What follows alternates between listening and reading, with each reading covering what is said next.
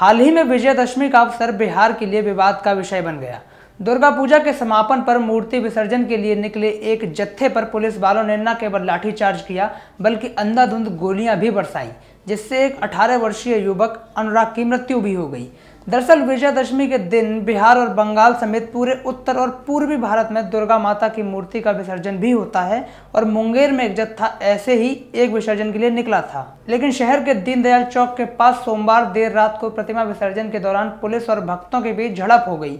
इस झड़प में पुलिस ने बेरहमी से भक्तों पर लाठियां बरसाई और गोली भी चलाई, जिसमें गोली लगने से एक शख्स की मृत्यु हो गई।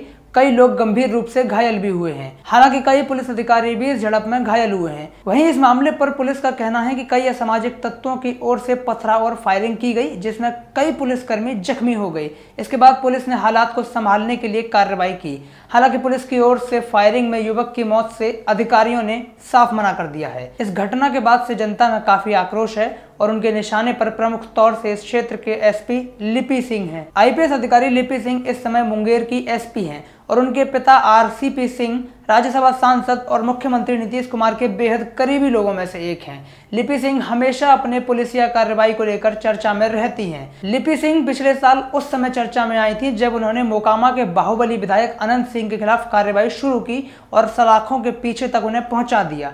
मुंगेर की घटना को लेकर एसपी लिपि सिंह पर निशाना साधा जा रहा है। सोशल मीडिया यूजर्स उनकी तुलना जनरल डायर से कर रहे हैं, लेकिन ये कोई नई बात नहीं है, क्योंकि इस प्रकार से हिंदुओं पर गोली बरसाया जाना तो मानो स्वतंत्र भारत में अब एक आम बात हो चुकी है। इसी प्रकार से 1990 में जब श्री राम जन्मभूमि परिसर की ओर कार सेवकों का एक जत्था निकला था तो तत्कालीन उत्तर प्रदेश के मुख्यमंत्री मुलायम सिंह यादव ने उन निर्दोष और निहत्थे कार सेवकों पर गोलियां चलवाने से पहले एक बार भी नहीं सोचा था।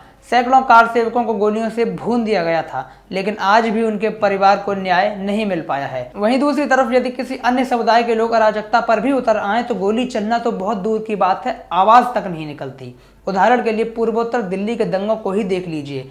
पुलिस पर पत्थर भी बरसाए गए और गोलियां भी चली, लेकिन प्रत्युत्तर में जब तक केंद्र सरकार की ओर से आदेश नहीं मिला तब तक दिल्ली पुलिस ने आत्मरक्षा में एक भी हवाई फायरिंग तक नहीं की। आखिर यह दोहरे मापदंड किस लिए?